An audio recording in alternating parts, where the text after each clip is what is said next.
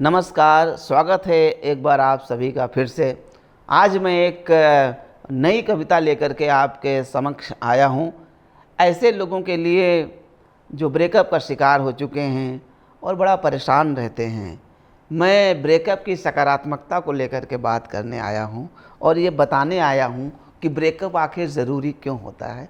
सुनिएगा इस कविता के माध्यम से कि जैसे बारिश के एहसास के लिए तपिश ज़रूरी है, छाँव के एहसास के लिए धूप ज़रूरी है, मिलन के एहसास के लिए जुदाई ज़रूरी है, संभलने के एहसास के लिए गिरना ज़रूरी है, जुड़ाव के एहसास के लिए टूटना ज़रूरी है, ठीक वैसे ही प्यार के एहसास के लिए ब्रेकअप ज़रूरी है।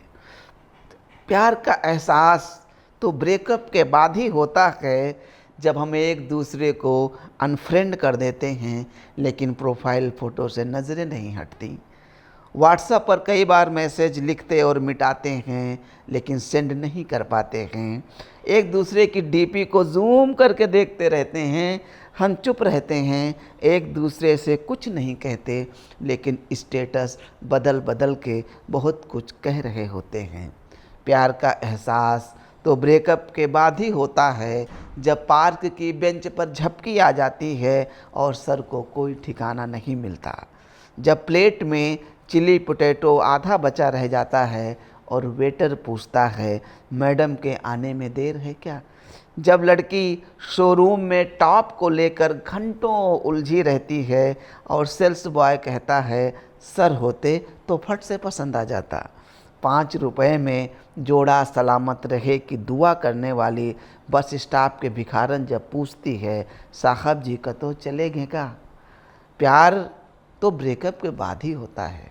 प्यार तो ब्रेकअप के बाद ही होता है, जब हम एक दूजे को गालियां देकर प्यार कर रहे होते हैं, जब हम एक दूजे के गिफ्ट जलाकर प्यार कर रहे होते हैं, जब एक दूजे से नफ़रत करके प्यार कर रहे होते हैं। अजीब होता है ये ब्रेकअप जब हम एक दूजे की यादें मिटाकर याद कर रहे होते हैं।